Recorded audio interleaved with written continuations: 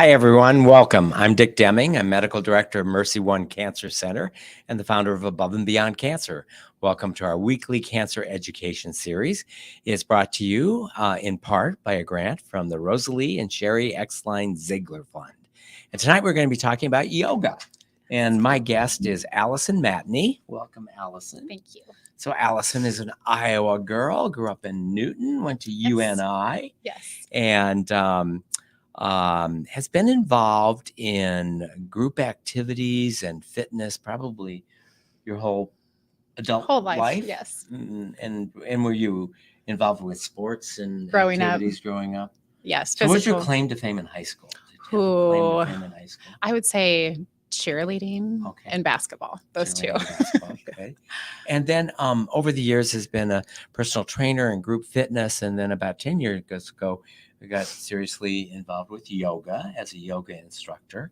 And then a couple of years ago, got your certification in oncology yoga. Correct. Yeah. Yes. So we're obviously going to talk about that, but I'm really interested in your background in when did you realize that, let's just call it fitness, movement, activity was an important part of life to you? For me, that was probably college years. Your natural routines kind of drift away from high school and all the activities you're in. And I just kind of felt something was missing. I was in a little bit of a mental funk and needed to bring movement back into my life. Mm-hmm. And so got involved in some dance activities throughout campus. But then in 1997, ended up getting an ACE certification for American Council of Exercise to teach group fitness right off of our college campus, and have been doing that ever since. Right. So that became a career pretty soon after graduating from college? It became kind of a side hobby for many years. And then when I started to stay home with my kids, it became a part-time job, which was really fun. It allowed me to teach in wonderful facilities and gyms and meet a lot of people outside the home as well. So it's fun. And over the course of your career as a group fitness instructor, what are the various different names of classes that you've taught before you settled in on yoga? To age myself a lot, I taught step aerobics. I taught BOSU, a lot of strength training, resist-a-band, a lot of functional fitness classes, dance, cardio. I mean, if it came through as a fad, I was teaching it at some point in time. So what are some of the names of those fads, like Zumba or Chicometrics? I'm trying to think of some of the... Yeah, the Zumba, that's one that's still going, actually. It's a lot of fun. I did not ever teach that, but I love to take it. It's a lot of fun. A lot of things as the fitness industry grows, especially now with social media, things come and go a lot. But I think functional strength training is one that has stuck around just in different facets and different names and labels to it. Mm-hmm. So I did a lot of that, really, mostly, until around 2007, I was certified through YogaFit Level 3, and I got my certification for yoga and started implementing that and teaching it at several locations throughout town. And in 2012, Power Life Yoga came to Des Moines, and I started teaching yoga at Power Life, and then decided that was the channel and the direction I wanted to go alone. So I just kind of gave up teaching everything else and just focused on yoga. So take me back to when you first took a yoga class, when you first decided to become certified in yoga, and then how yoga changed your life to the point that you do it exclusively. Okay. I would say I originally thought of yoga as an add-on to hard exercise, almost like it's just stretching, right? Like I'm just going to add this on to a spin class, or I'm going to add it on to my normal routine. And it is a wonderful stretching class. But what I found is the mind-body aspect of yoga changed my life. And so I also sought to change other people's mental health and physical health at the same time. And there is so much to learn about yoga beyond what you can kind of dive into with other physical formats. And so I wanted to focus there. And I just thought, if I can just devote my time to learning more as a yoga teacher and a yoga student, that it would make me a better guide to others. And so I started that primarily in probably 2010, 2012. And it really it's the mind-body connection that it's really hard to get through other physical classes, especially.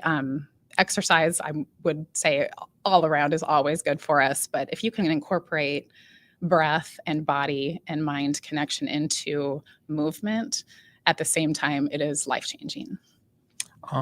So as you're taking your certification classes, it would seem to me that a lot of it is very oriented to learning the movements and learning how to teach it. How much is it part going back to sort of the origins of yoga and sort of the Eastern philosophies? Can you separate just the movement in an American sort of way from the roots of the whole Eastern philosophy of mind, body, spirit, and interconnectedness?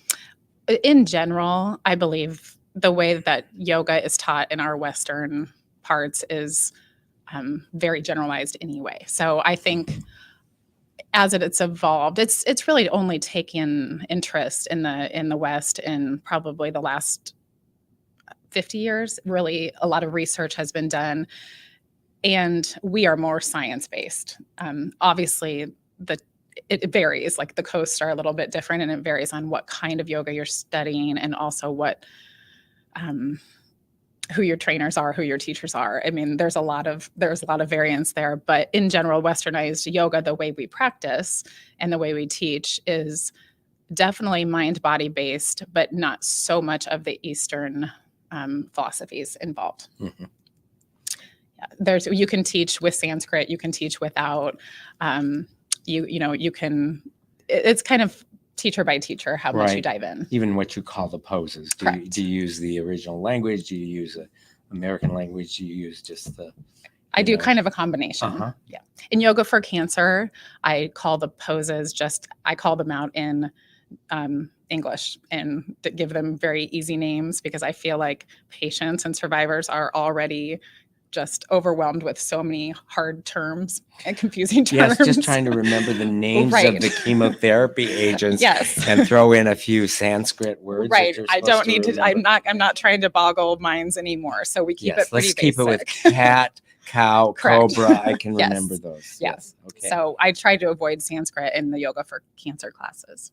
So before we get into yoga for cancer patients, tell me a little bit more about your journey becoming exclusively a yoga instructor and the various types of yoga that you taught, and maybe your own perspective on the benefits of yoga and what you've seen as a teacher. Well, what you've experienced yourself, and then what you have seen teaching others. Okay. Well, it's grown so much. And I will take Des Moines as an example. We're right here in the middle of the United States. In 2007, when I was first certified, we didn't have anyone in town that was training. I had to travel to do any kind of training. So my kids were really young. And so I would do it a weekend at a time. And that spanned over almost 3 years that I could just go during the weekend and do trainings. And I was certified through YogaFit as a level 3 practitioner. And, the local gyms offered yoga classes, and there was really wonderful, and still are very wonderful teachers all around town. It hadn't really taken off.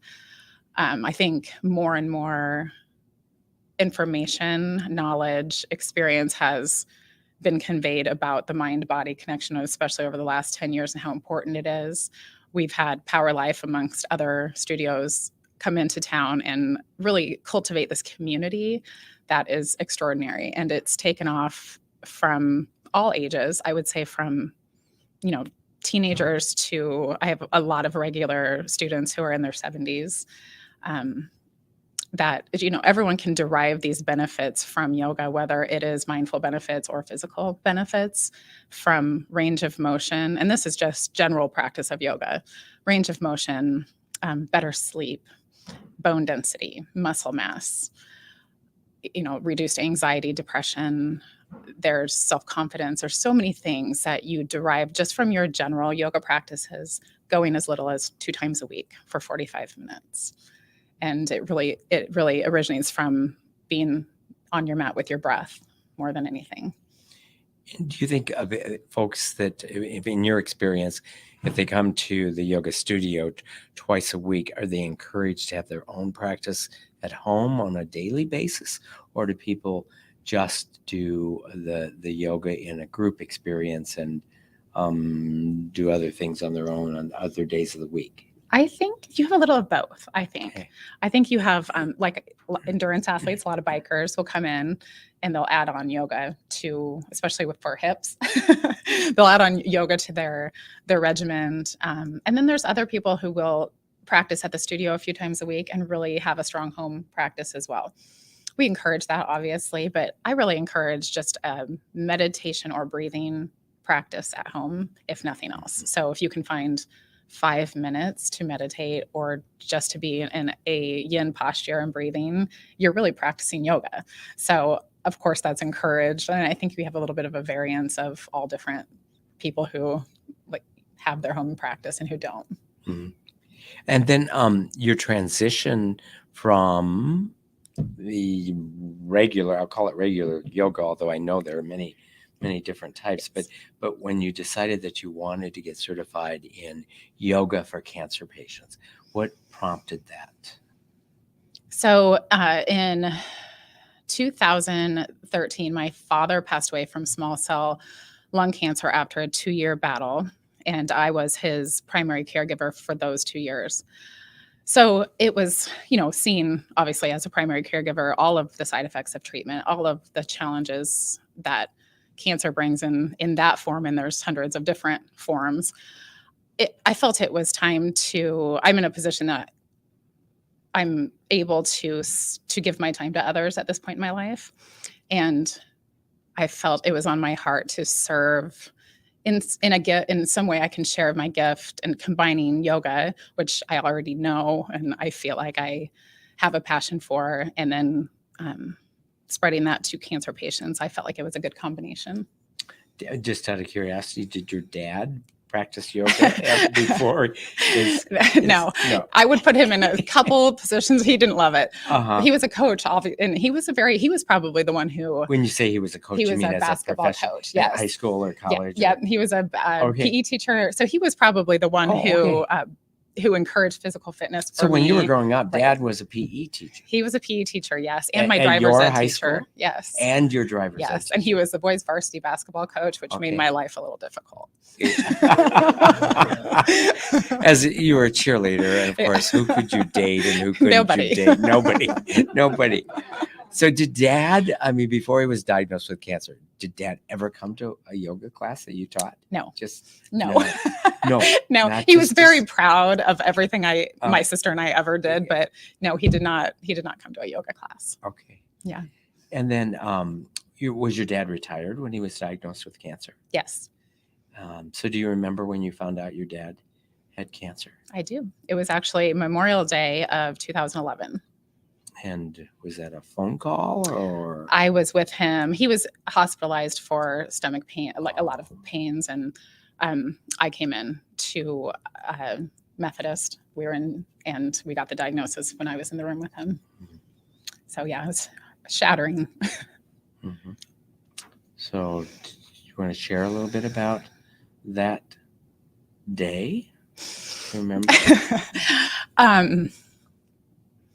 It's like, I think, you feel alone.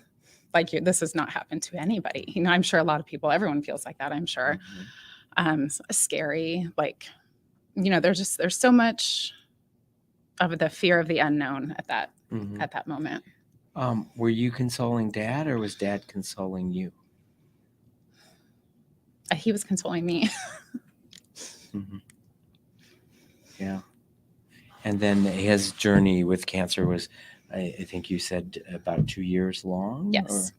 The first 6 months being really challenging. Mm-hmm. And then he went into remission for I would say, a year, and we did some really amazing things. We took a trip to Hawaii. We did, we really made the most of it. And then it came back with a vengeance. And then I think you said you were his primary caregiver during the final stages of his cancer. Yes. So once it came back, it's at that point, it probably was clear to you and Dad that this was now not curable, or were you still under the we were still hopeful, that he might still be cured after the recurrence? Right. We knew it was terminal, but it was, I think I felt like it was going to be longer after it came back. I didn't realize how fast the small cell lung cancer spreads after it comes back. I guess that's what caught us. We had plans for him to move again into an assisted living and things like that, and it just never happened. Okay. So share a little bit about what you learned about yourself and about the cancer journey, taking care of your dad that last year. A lot. The strength that cancer patients have is mind-boggling to me. And I didn't realize how the treatments really are worse than the disease so many times, and how many side effects that survivors are left with, short-term and long-term, physical and mental. I didn't realize how many chemotherapy drugs there were. I didn't realize how many side effects radiation that seems like it should just be so pinpointed leave behind. I think that's the day-to-day battle that you go through mentally and physically as a patient, and then as a survivor it was heavy on my heart to know that cancer affects so many people, and I didn't understand how hard that journey is. And even though you said Dad didn't do yoga, how did your knowledge of mind, body, and yoga influence the way you took care of Dad, or the way you helped him? And did you, use any of those techniques as you were trying to comfort Dad?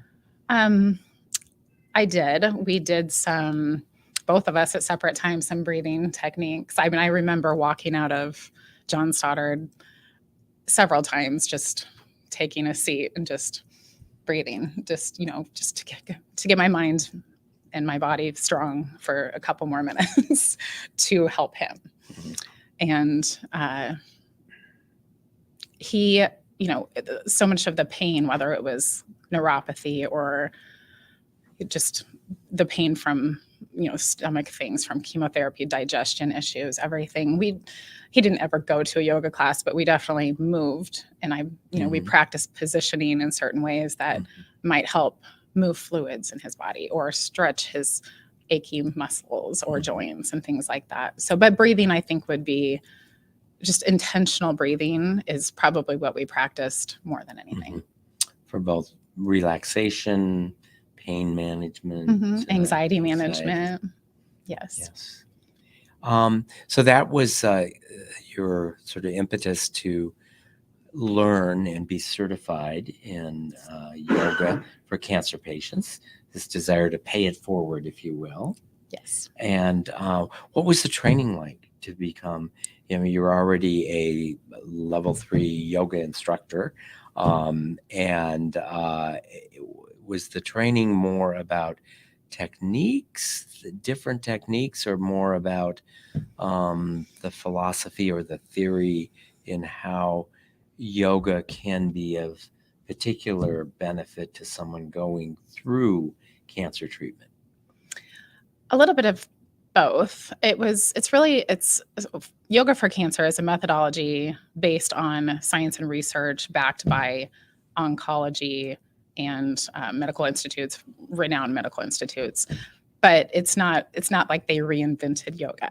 So it is basic yoga postures, vinyasa yoga, which is really just a breath to movement way of positioning your body and practicing postures that bring balance to all systems in your body, including brain, respiratory.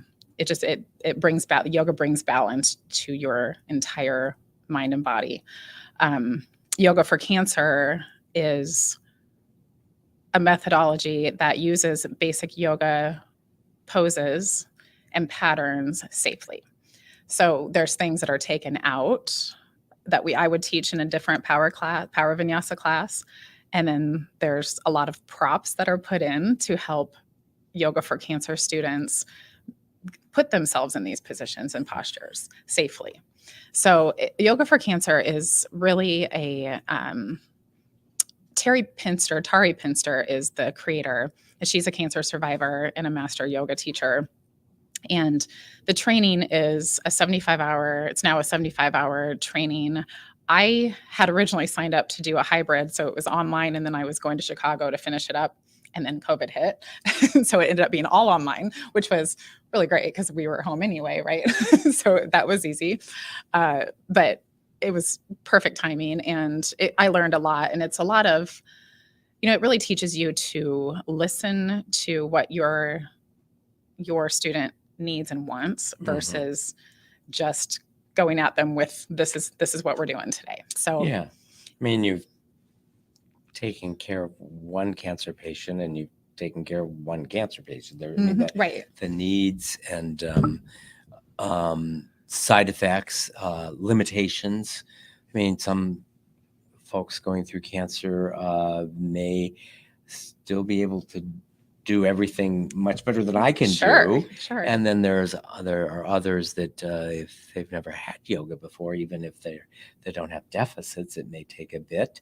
How does Yoga4Cancer, how does that fit into this concept of restorative yoga, or the idea that that we can find postures and yoga movements that can meet people where they are based on their limitations that they may have, regardless of whether it's cancer or stroke or heart disease or you name the limitations. Right.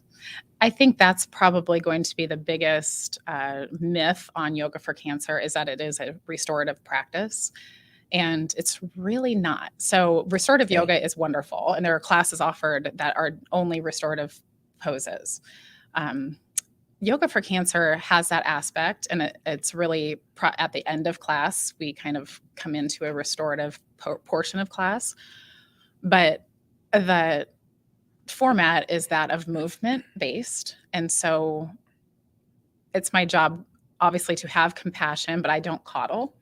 And it is a safe and effective yoga format and a compassionate one, but it really promotes movement safe and effectively. And then at the end, there is a restorative portion that we really slow down and do a little bit of a deeper stretch and things like that. But it was a small portion of the format for Yoga4Cancer. Okay. So, but what makes it different than a power yoga is a theoretical concept that certain movements that you might not do in power yoga have more of a potential healing benefit or lymphatic flow, or is it that you're trying to help with deficits or side effects or limitations that the cancer treatment has imposed on the person? Or is it a different theory behind why should let's say, and I don't want to use wrong words, but let's say someone with no obvious physical deficits from their cancer or their treatment, why would they go to a cancer for yoga as opposed to your regular yoga at Power Life? Okay. That's a good question. There's, and I've taught yoga for so long that I have taught a lot of cancer patients that I didn't even know were cancer survivors in my regular classes. Yes. And there's nothing wrong with that. Obviously, if you have no limitations, come, challenge yourself, meet your edge and go to a power class.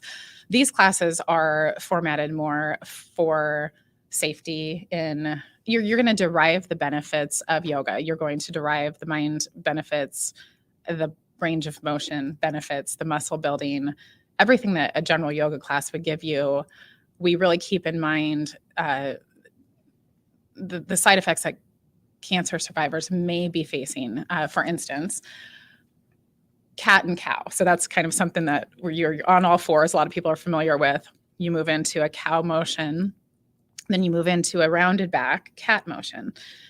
And it kind of awakens the spine, things like that. In Yoga4Cancer, we don't look up at all during cow pose because of the compression on the spine in regards to any bone deterioration or weakness in the cervical spine.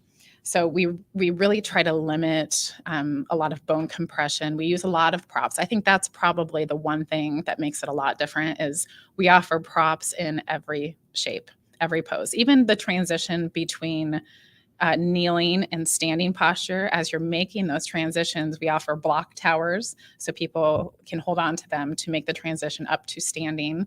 And our first class here in Des Moines, we had 10 to 15 people and all different levels of survivorship. I mean, people who are in treatment, in recovery, and then 10 years out. Like there was several people that were yogis there, and they didn't need the blocks, and they were doing, and they worked up. I mean, they were moving, and they found it challenging. And then it also is adaptable for those people who they don't have any balance right now from neuropathy or, from whatever they're dealing with, confidence even at this point in time. And there's props and walls and things like that are available for them to have the same benefits of the practice. In your classes that you've been teaching since being certified, and it seems like it's been just a couple of years, do you think most of the people who come to the Yoga4Cancer have a background in yoga, or are yoga virgins when they come to you?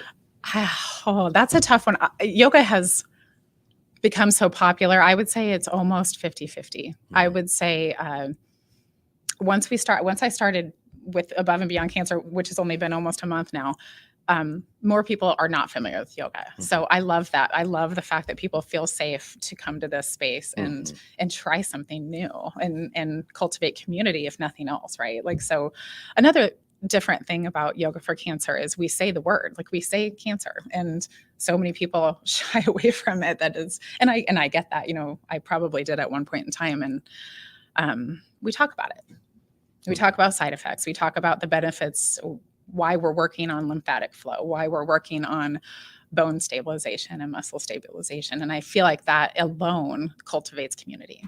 Yes. And I would imagine the fellowship that happens in a class that's called out Yoga4Cancer is tremendous. Yes. Yeah, it is. It's wonderful. I'm getting to know some of the people already that I really look forward to Mondays right now. So I teach a spin class for cancer survivors. Well, there's nothing that I do in spin class that's inherently about cancer, but the fellowship that happens as we're all together. I mean, primarily it's about movement and sweating and singing and camaraderie. But I think that fellowship that happens when you call it out, and not that I've been in, use the word a lot. What's that? So you use the word a lot, yes, right? yes. Yeah. What would you say are some other differences in your Cancer for Yoga versus your yoga classes that you teach that aren't specifically called out to be for cancer patients? Well, the classes I typically teach outside of Above Beyond Cancer are heated, for one. So that's a big difference. We're in 95 to 105 degree rooms, which is a little bit different than where we are. So that is different. I teach power classes, and they are challenging and I would say faster paced for sure. We go a little bit slower in Yoga4Cancer, which isn't always easier. I would say that sometimes holding poses a long time is not always easier. Different music? Yes. Yep. I typically play more meditative music for the Yoga4Cancer classes.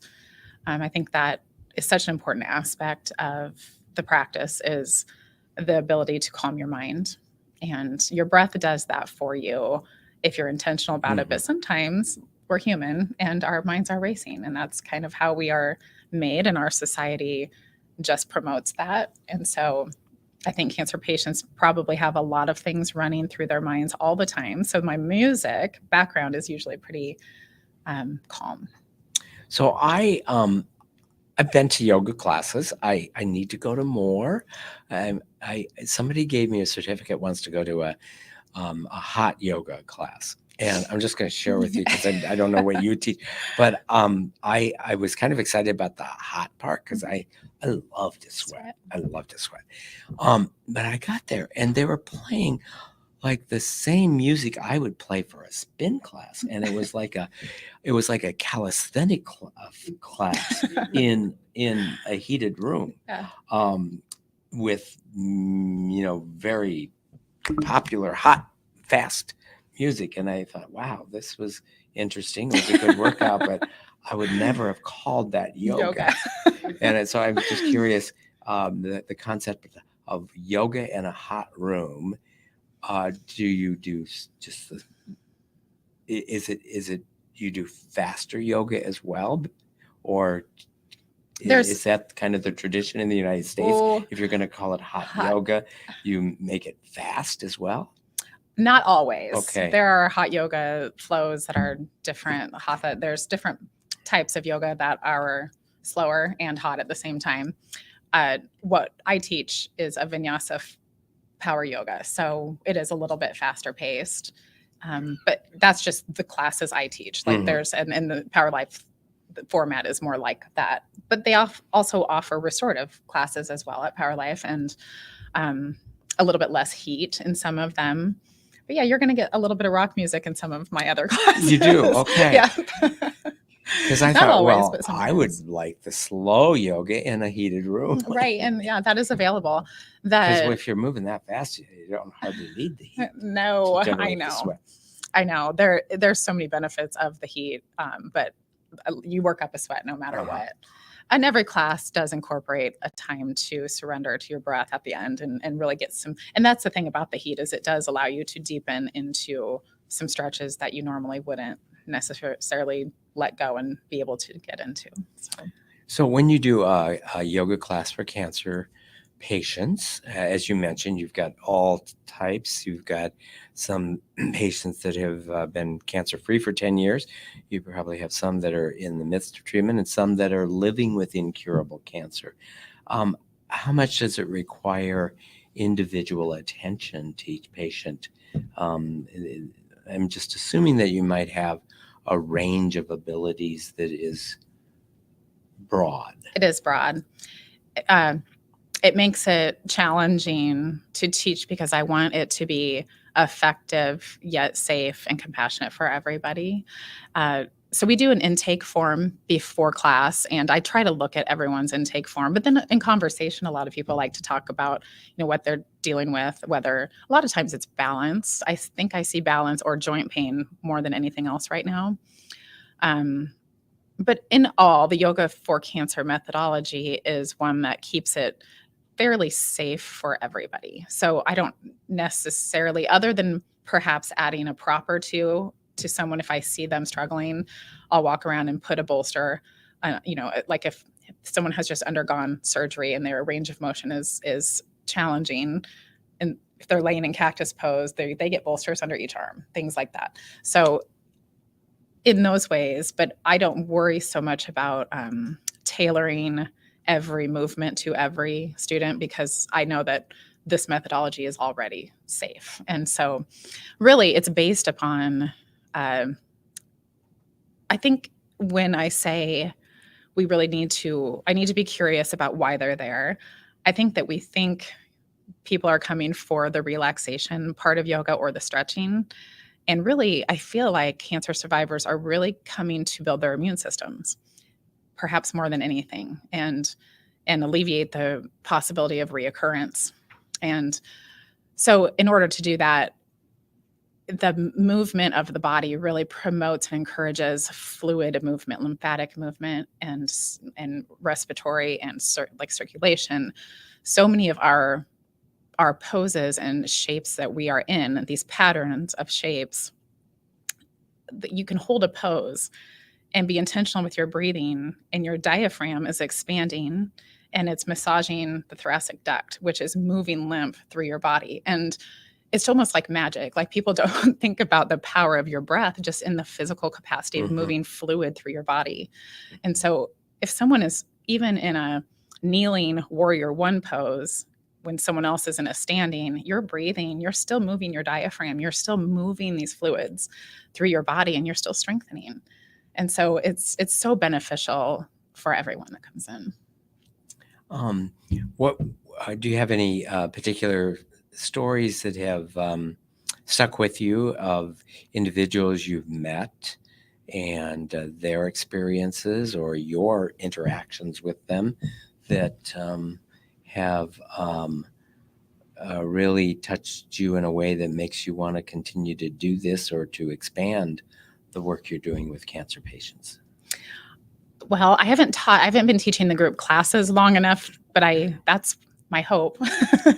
I hope to build these relationships, and I hope that people get the mind benefits, the body benefits. And I've had some success already in the short amount of time we've been meeting with, there's one person in particular that struggles with balance and is always on a wall. And she has gone home and practiced just a couple very simple postures and has already seen improvement.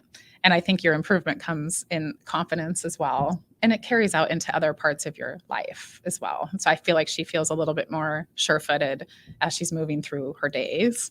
And, it comes with the ability to be present with your breath and practice. Even if she's holding on to a stairway at home or a wall at home and breathing for 5 breaths on each foot.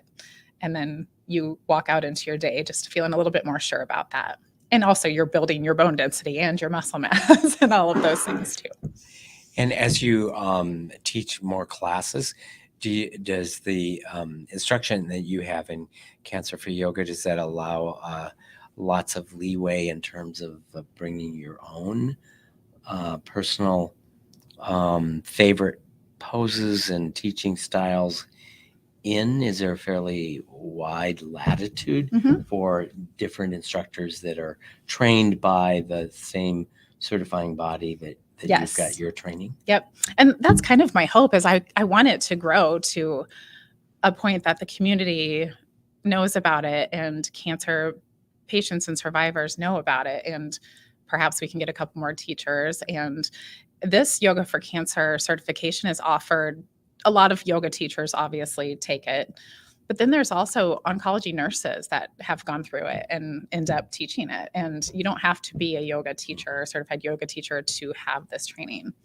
So what sort of training did in your Cancer for Yoga classes, did you have any background training in oncology? Oh, no. No. Types of cancer, various cancer procedures, surgeries? No, but that is part of the training. So the beginning of the training is just information about that. Yes, that's what yes. Part of the training is. Yep. I mean, you know what a lumpectomy is, what a mastectomy is, what a Yes. lymph node dissection, lymphedema. I mean, things medical issues that patients may experience. Correct. That is a part of, and Tari made sure that was a really big foundation of the first part of training was that knowledge. Okay. So. Well, let's open it up for some questions. We've got a live studio audience. We also have a audiences watching us live streaming. So if you're watching us live from home, you can put your questions into the chat box or the comment section. And Hi. Here we go. Hi. Hi. I actually just started. It's not actually called yoga aerobics, but they do have for that class. I entered into this class with it's a low impact, but she does do yoga stretches in the water. And being so short, it was kind of comical because she says stretch forward, and I go, if I do that, I'm going to drown. And she goes, oh, scoot up this way. So, but it was really cool. And she goes, have you done yoga? I said, yeah, a little bit, but not really, got into it. But it does, and it was so helpful in the water. Have you even tried implementing that idea? Water. I have taught water aerobics before in my life. That was one of my many that I did teach. Is there yoga in the water? That's actually one that I have. I'm sure there is. I don't know that we offer it anywhere around this community, but Yeah. Oh, they have the entire yoga Yeah. in the water. They Oh, do. that's very cool. Yeah, it's Nice. awesome. Well, the other one is called the low impact, but she says, I do teach, but you have to pay for that, I think, class here. But it's awesome. I didn't know you could even think of that idea to be put in Yeah. the water, which helps a lot for someone like me. I have lymphedema. So that was the next question. What do you do in helping people that have, they have to kind of be careful of the stretching when they're wearing their compression sleeves? Is there a different technique in yoga? Yes. So a lot of the weight bearing poses that we get into will offer, that's kind of where the props come in. So like a table pose, for instance, we'll set up some blocks and you can use 3 blocks under each hand if you want. And it takes a little bit of the weight off of your joints, but also some of the weight bearing activities can help. And so, we kind of challenge you to come to your edge between ease and effort. But that's where the props come in, and we make sure that it does stay safe for your joints also. And one last question. Yeah. We're talking about neuropathy. Is there a specific yoga pose that helps neuropathies with the feeling on the hands? The hands. Yeah. The entire, I think the movement of breath, like I said, the fluids through your body, things like that are beneficial for neuropathy. Every, part of the movement and letting gravity, the resistance, against gravity, things like that. And then just the anxiety aspect of being present with your breath and reducing some of that fight or flight when you feel the numbness. I'm sure that it's scary and it's frustrating. And so that's some of the benefit too, is just to find your breath and to kind of dissolve some of that anxiety with the ability to just be present and relax. Yes, Poon. I've been doing yoga for about 20 years. Wow. And during treatment, I did it 3 times a week. I still do. However, like downward facing dog and some of the poses I can't because of lymphedema. But I do other stretches in place. But my biggest problem is tight hip flexor in one and tight piriformis in the other. Well, you've just got both sides going on. Yes, one on each side. So what would you recommend? Oh, that one is a tough one. So hip flexor in one side and piriformis in the other. So come see me on Monday. Come see me at noon so I can dig into that. I do a 6 a.m. yoga class here on Monday, Oh, good for Wednesday. you. Yeah, some gentle, and that's when restorative poses really are effective, especially in those areas. There's a lot of hip release that we can work on with props that are safe. Things like that, there are restorative poses that can get into both of those areas. Definitely. Thank you. Yeah. Other questions? What kind of benefits do you see with yoga for a real big issue, anxiety? You mentioned that at the onset, but how effective is it as dealing with anxiety in cancer survivors? Unbelievably effective. I think it's probably one of the most important parts of integrative medicine as it's becoming more popular and as we're learning more about the mind-body connection. The presence of your breath alone it scientifically reduces the stress response in your body. Your parasympathetic nervous system is engaged right away when you're intentionally breathing, which automatically releases these hormones that affect your mood. It affects your anxiety, possible depression. It also aids in sleep and insomnia, which in turn affects all of those things as well.